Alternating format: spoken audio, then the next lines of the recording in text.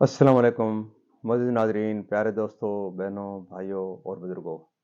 میں حافظ صفدر نواز ایڈوکیٹ آپ کو اپنے اسلامی چینل کے اندر خوش آمدید کہتا ہوں، اور ہر روز کی طرح آج بھی ہم انشاءاللہ نامہ پارہ سورہ الاعراف آیات نمبر 159 تا 161 تک کی تلاوت، ترجمہ اور تفسیر پڑھنے کی شرف حاصل کریں گے۔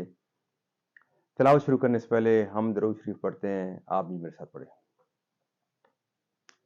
اللهم صل على محمد وعلى آل محمد كما صليت على إبراهيم وعلى آل إبراهيم إنك حميد مجيد. اللهم بارك على محمد وعلى آل محمد كما باركت على إبراهيم وعلى آل إبراهيم إنك حميد مجيد. أما بعد فأعوذ بالله من الشيطان الرجيم. بسم الله الرحمن الرحيم. وقطعناهم اثنتي عشرة أسباطا أمما وأوحينا إلى موسى إذ استسقاه قومه أن اضرب بعصاك الحجر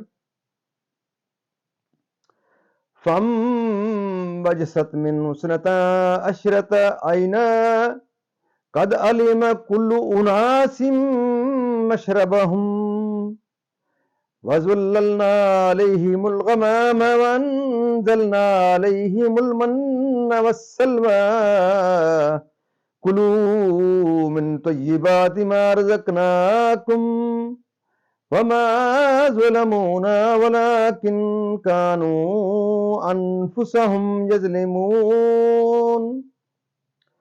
وَإِذْ قِيلَ لَهُمُ اسْكُنُوا هَٰذِهِ الْقَرْيَةَ وَكُلُوا مِنْهَا حَيْثُ شِئْتُمْ وَقُولُوا حِطَّةٌ وَادْخُلُوا الْبَابَ سُجَّدًا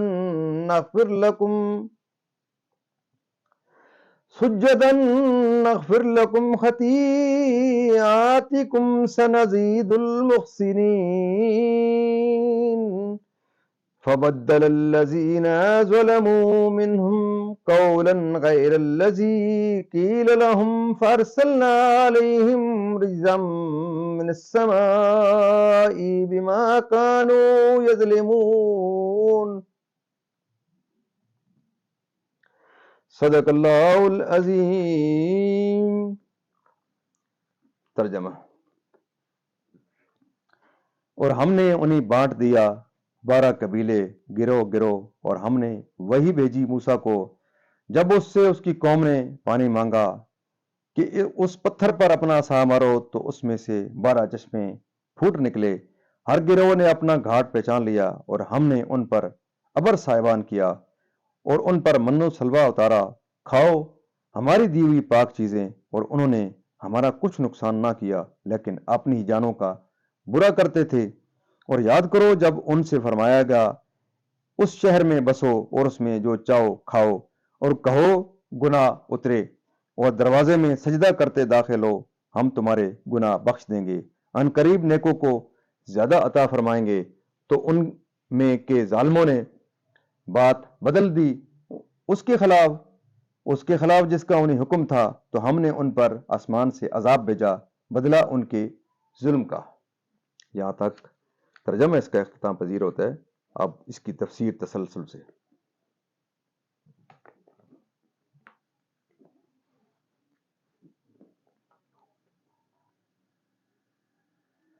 توریت، انجیل وغیرہ ان کے ہاتھ میں تھیں، اس لیے انہیں اس میں کچھ دشواری نہ تھی، لیکن ہزاروں تبدیلیاں کرنے کے بعد بھی موجودہ زمانے کی بائبل میں حضور صلی اللہ علیہ وسلم کی بشارت کا کچھ نہ کچھ نشان باقی رہ ہی گیا.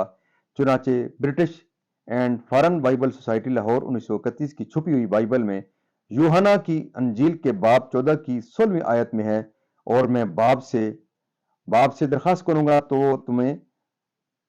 وہ تمہیں دوسرا مددگار بخشے گا کہ اب تک تمہارے ساتھ رہے.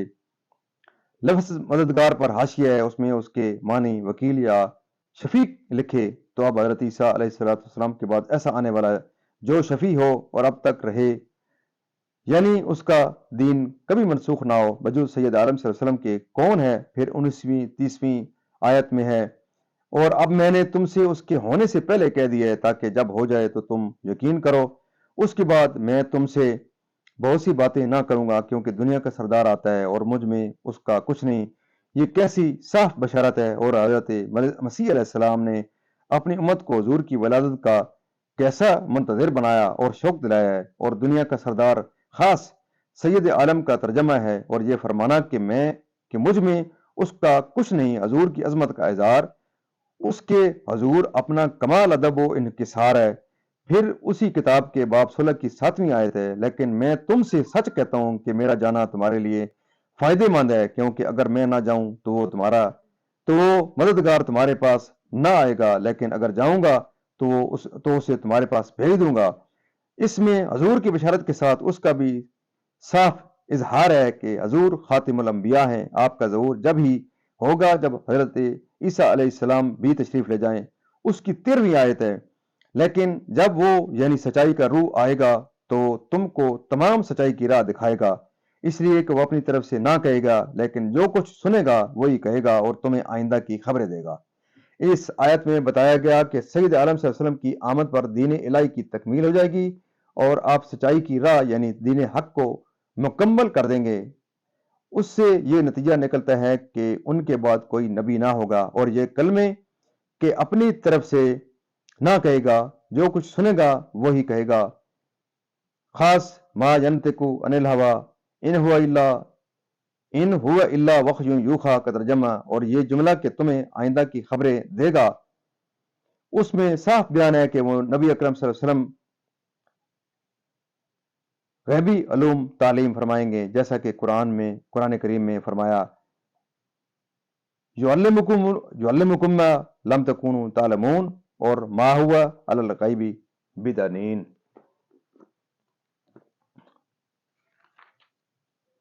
اس کے بعد دوسرے صفحے پر یعنی کہ سخت تکلیفیں جیسے کہ توبہ میں اپنے آپ کو قتل کرنا اور جن اعضاء سے گناہ صادر ہوں ان کو کاٹ ڈالنا، یعنی احکام شاقہ جیسے کہ بدن اور کپڑے کے جس مقام کو نجاست لگے اس کو کینچی سے کاٹ ڈالنا، اور غنیمتوں کو جلانا، اور گناہوں کا مکانوں کے دروازوں پر ظاہر ہونا وغیرہ، یعنی محمد مصطفیٰ صلی اللہ علیہ وسلم پر اس نور سے قرآن شریف مراد ہے جس سے مومن کا دل روشن ہوتا ہے اور شک و جہالت کی تاریکیاں دور ہوتی ہیں اور علم و یقین کی ضیاء پھیلتی ہے۔ یہ آیت سید علیہ وسلم کے عمومی رسالت کی دلیل ہے کہ آپ تمام خلق کے رسول ہیں اور کل جہان آپ کی امت۔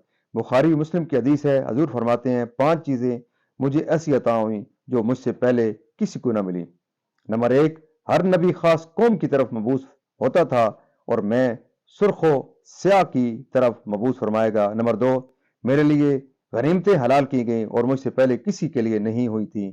نمبر 3، میرے لیے زمین پاک اور پاک کرنے والی یعنی کہ قابل تیمم اور مسجد کی گئی، جس کسی کو کہیں نماز کا وقت آئے وہیں پڑھ لے۔ نمبر 4، دشمن پر 1 ماہ کی مسافت تک میرا روب ڈال کر میری مدد فرمائی گئی۔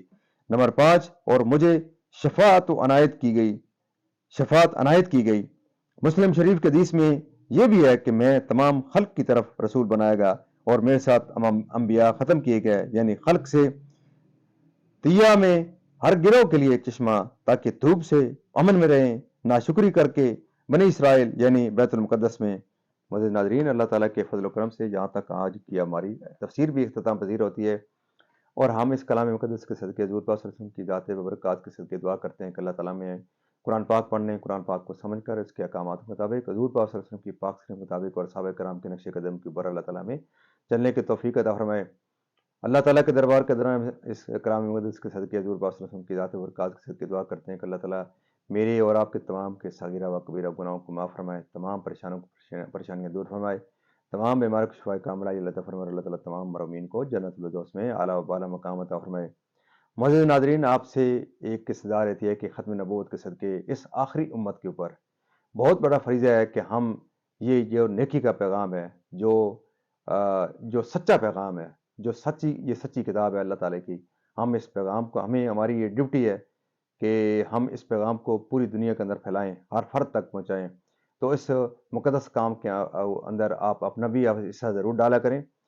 یہ ایک صدقہ جاریہ ہے، انشاءاللہ ہم امید کرتے ہیں کہ دن قیامت حضور پاک صلی اللہ علیہ وسلم ہماری اللہ تعالیٰ کے دربار کے اندر اس پیغام کے صدقے جو ہم یہ نیک کام کر رہے ہیں ضرور ہماری شفاعت کریں گے، اور ہمارا بینگ مسلم ہمارا یہ ایمان بھی ہونا چاہیے کہ ہم ایک بہت بڑا فریضہ انجام دے رہے ہیں۔